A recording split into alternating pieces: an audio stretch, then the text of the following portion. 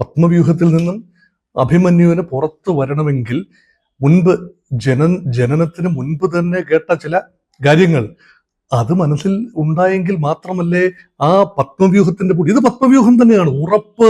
ഇത് വീണ്ടും വീണ്ടും വീണ്ടും ചവിട്ടി ചവിട്ടി ചവിട്ടി താഴുന്ന ഒരു ക്വാഗ്മയറാണ്, ക്വിക്ക് സാൻഡ് ആണ്. അതിൽ നിന്നും എത്ര എളുപ്പം മോചനമില്ല. കാരണം ഇവിടെ വിശ്വാസ സമൂഹത്തിന്റെ വികാരങ്ങൾ അടങ്ങിയിരിക്കുന്നു. ഈ സ്പോൺസറായ UB ഗ്രൂപ്പ് വിജയ് മല്ലയ്യ കൊണ്ടുവന്ന് പൂശിയ സ്വർണം, കിലോ കണക്കിന് സ്വർണം പൂശിയതാണ്.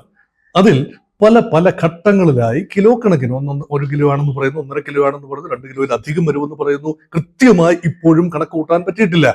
സ്വർണ്ണപാളികൾ മാറ്റി അത് പിന്നീട് കുറച്ചുകൂടി കനം കുറഞ്ഞ സ്വർണം പൂശി അത് റെഡിയാക്കി വെച്ചിരിക്കുകയാണ്. ഇവിടെയെല്ലാം ഇത് സംഭവിച്ചു.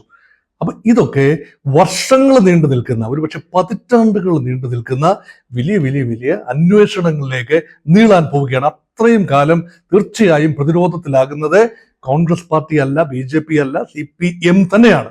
ഒരുപക്ഷെ പിണറായി വിജയന്റെ കാലഘട്ടമെല്ലാം കഴിഞ്ഞതിന് ശേഷം ഏറെക്കാലവും ഇത് പിന്തുടരും. കാരണം